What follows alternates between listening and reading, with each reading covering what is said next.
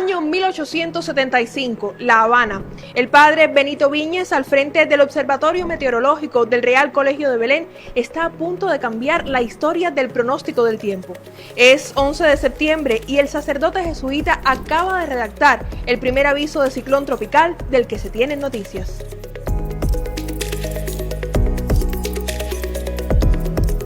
Pero el padre Viñes tuvo otra idea extraordinaria. Envió a los periódicos una nota en la que alertaba sobre la proximidad del huracán. Esa información, publicada el 12 de septiembre, fue muy valiosa para los habaneros y también para los navegantes que tenían previsto dirigirse rumbo al Océano Atlántico o al Golfo de México. Por primera vez en el mundo apareció un aviso de ciclón tropical en la prensa.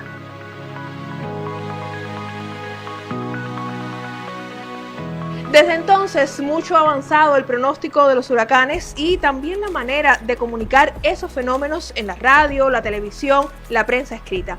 Ahora, Internet, las redes sociales y los servicios de mensajería nos colocan ante otras dinámicas en cuanto al acceso y las maneras de socializar las informaciones meteorológicas. A ese tema dedicamos esta emisión especial del Informativo de la Ciencia Cubana. Por eso, en los próximos minutos, expertos del Instituto de Meteorología de Cuba comparten detalles sobre cómo interpretar los modelos de pronósticos de huracanes que circulan a través de las redes. Desde Matanzas conoceremos la obra del fotógrafo Raúl Navarro. Nubes, tormentas y otros fenómenos son captados por su lente como un valioso testimonio para la ciencia. Y al cierre, analizamos desde la comunicación el uso de las plataformas digitales con sentido crítico cuando accedemos a informaciones meteorológicas. Entonces, ¿qué tener en cuenta para hacer un uso responsable y efectivo de las redes sociales durante la temporada ciclónica?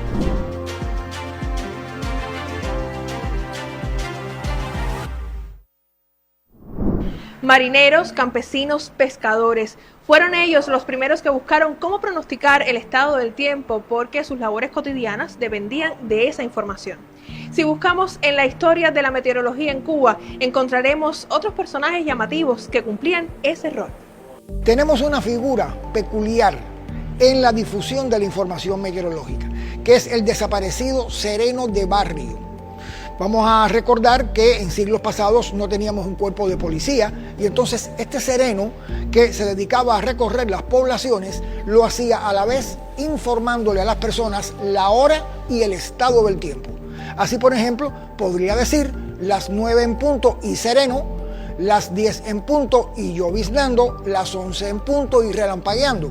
Y las personas que estaban en su casa, incluso quizás hasta allá recogidas a dormir, podían escuchar qué estaba ocurriendo con el tiempo fuera de sus hogares. También, en el caso de las embarcaciones que no contaban con radiotelegrafía a bordo, se probaron los más diversos procedimientos para llevar la información meteorológica. Esto se hacía por un método curioso, que era que pasara un avión y lanzara un pedazo de madera que flotaba en el agua con un mensaje escrito, diciéndole simplemente a los pescadores: alerta, retírense de aquí, vuelvan a los puertos porque se aproxima una tormenta. Esto puede parecer un método ingenuo, sin embargo era una solución a esa necesidad de conocer el estado del tiempo y prever el impacto que podía tener cualquier fenómeno meteorológico, los efectos de salvar las vidas de las personas. Hoy en los medios de comunicación, el parte del tiempo es a nivel mundial uno de los espacios que más siguen las personas. Y ahora ese interés se traslada también a Internet y las redes sociales. Este escenario permite, por ejemplo, el acceso a canales especializados y la consulta de datos en tiempo real a través de aplicaciones, sitios web oficiales y otras plataformas. Sin embargo, a veces la inmediatez puede llevar a algunos usuarios a compartir información no verificada. Se difunden así datos erróneos que anuncian tormentas apocalípticas sin base científica. ¿Por qué ocurre esto? Parte de la respuesta tiene que ver con la búsqueda de contenidos que se hagan virales. Los algoritmos priorizan muchas veces lo que llama la atención, aunque sea inexacto. De hecho, un estudio publicado por la revista Science revela que las informaciones falsas o con imprecisiones y por lo general sensacionalistas se comparten de perfil en perfil con mayor rapidez si lo comparamos con lo que ocurre en el caso de noticias rigurosas y no alarmistas. Durante la temporada ciclónica, uno de los casos más comunes se relaciona con las maneras de interpretar los modelos de pronósticos. Muchas veces desde algunos perfiles se divulga como un hecho cierto el paso de un organismo ciclónico que apenas comienza a formarse. Así ocurrió, por ejemplo, con la tormenta tropical Sara en la temporada de 2024. Más allá de ciertas publicaciones que generaban pánico, la realidad demostró que no fue un peligro para Cuba. Por eso no es correcto tomar como una información totalmente cierta aquellos resultados o salidas de modelos de pronóstico que tienen plazos de 7, 10 días o incluso algunos más y sirven como referencia general para ver la evolución del tiempo a gran escala y en grandes periodos de tiempo, pero cuando se publican resultados en plazos muy largos no tienen la misma confiabilidad que pudieran tener en plazos más cortos. El Instituto de Meteorología y el Centro de Pronóstico como órgano rector va haciendo un seguimiento de esos modelos de pronóstico, de las condiciones atmosféricas también a través de los satélites meteorológicos de nuestros radares meteorológicos. Aumenta la incertidumbre a medida que aumenta el plazo de los modelos de pronóstico mostrando una situación y que a medida que los modelos de pronóstico se vayan acercando a los plazos de lo que puede ocurrir asociado a estos eventos, pues entonces la información meteorológica comienza a emitirse a través de los medios de radio y la difusión masiva. Primeramente, como la ciencia va haciendo un análisis previo de toda la información que pueda ir generándose y posteriormente entonces dando la información de una manera más clara, más precisa y más oportuna. Por eso también siempre decimos que no es solo prestar atención si un modelo es mejor o un modelo es peor, sino sobre todo ver la situación en tiempo real, cómo va evolucionando y poder, con suficiente antelación, pero con una confiabilidad alta, de que esas son las condiciones que se van a producir en determinado territorio. En Cuba, el Instituto de Meteorología y la Defensa Civil establecen los plazos para emitir las informaciones a través de los medios, que incluyen también los perfiles en redes sociales. Pero esa información se va puntualizando a medida que los sistemas van evolucionando y sobre todo en dependencia del peligro real que exista para el archipiélago cubano. Y por eso es que en ocasiones, por ejemplo, los avisos de ciclones tropicales se emiten cada 24 horas, en otras ocasiones ya van siendo cada 12, luego cada 6, luego cada 3 e incluso cada 1 hora cuando es un peligro ya real o está cruzando sobre el territorio nacional. Por eso en un plazo de 10 a 15 días hay que ser muy cuidadoso con lo que se emite a través de las redes sociales. Junto a los pronósticos en las plataformas digitales encontramos también otro tipo de información muy valiosa para comprender fenómenos vinculados a la meteorología. Hablamos de imágenes, de fotografías, que son a la vez registros esenciales para el desarrollo del conocimiento. Bien lo sabe el joven Raúl Navarro González, que capta con su cámara desde nubes de tormenta hasta arcoíris en la ciudad de Matanzas. Algunas de sus obras han merecido el reconocimiento de la Organización Meteorológica Mundial. Cada instantánea es una pieza única de valor documental. Como fotógrafo en Cuba, cazar tormentas es un desafío, ya que nuestra atmósfera es bien cambiante y sí, puedes salir, tener la foto planificada o tu trípode, tu encuadre y puede que o la tormenta llega y hace tu foto ideal o la tormenta llega, se disipa o cambia de lugar y pierdes la oportunidad. También está el otro caso de estar en un lugar trabajando o caminando sin preverle y en 15 minutos se forma una tormenta visualmente muy atractiva y ahí es donde tienes la foto.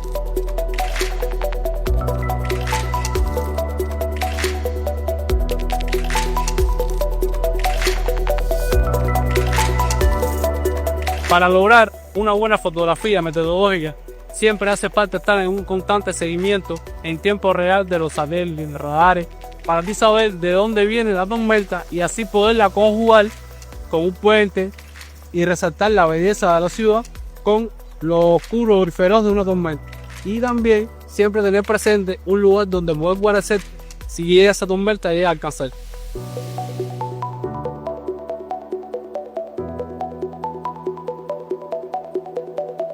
Estas imágenes también sirven para la ciencia, para poder identificar los tipos de nubes, visibilizar el impacto de este tipo de tormentas y crear conciencia de cuán importante es resguardarse ante un fenómeno de este tipo.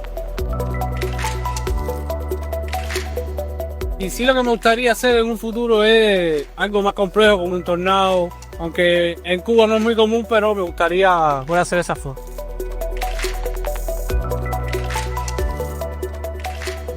Del mismo modo en el que las redes sociales nos permiten acceder a imágenes detalladas de lo que sucede en la atmósfera, pueden ser bien utilizadas un escenario para la comunicación pública de la ciencia y en especial de la meteorología.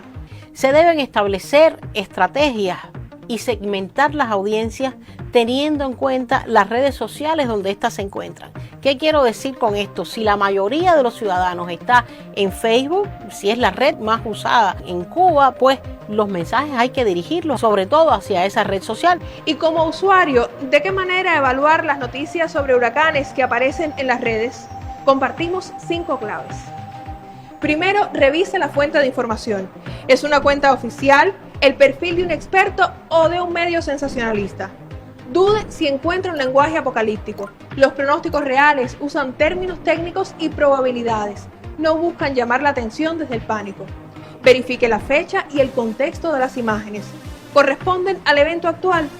Recuerde también que los modelos son proyecciones computarizadas y no la verdad absoluta. Los meteorólogos interpretan decenas de esas proyecciones para llegar a un pronóstico oficial. Por último, contraste los datos. ¿Más de una fuente seria confirma la noticia? Si es así, puede compartirla. Pero ¿qué ocurre cuando en el contexto de un huracán, por ejemplo, no hay electricidad, la carga de los móviles se agota y por tanto no tenemos acceso a las redes? ¿Cómo lograr que informaciones esenciales lleguen a la ciudadanía? Yo creo que hay acciones muy importantes, tales como el uso de bocinas, retomo la necesidad de usar altoparlantes, la necesidad de articular a los diferentes representantes de las comunidades, como son los delegados, los representantes de otros organismos que tienen que ver con la gestión del riesgo, porque obviamente es el espacio, una comunidad donde más prevención se puede hacer y donde más educación se puede hacer también. En cualquier escenario, sea físico o virtual, la información a tiempo y con respaldo científico hace la diferencia. La comunicación es clave y es imprescindible en momentos en los cuales ocurren desastres de origen natural y otros. Y por tanto buscar siempre las mejores maneras de comunicación garantiza la manera en la cual se llega a los ciudadanos, que yo creo que es la clave de todo este proceso.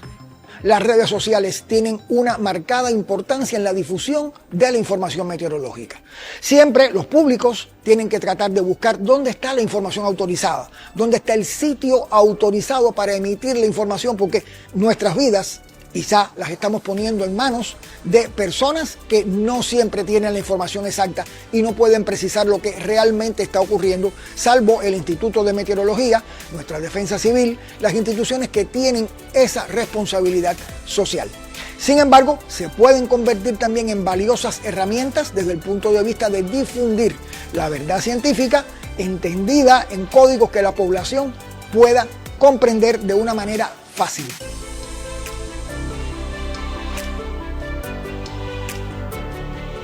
La próxima vez que tengamos acceso a información meteorológica desde nuestras redes sociales, analicemos si se trata en realidad de un evento importante al que debemos prestar atención o si es solo un fenómeno viral. Las plataformas digitales utilizadas con sentido crítico pueden ser un espacio para crear nuevas alianzas entre meteorología y comunicación.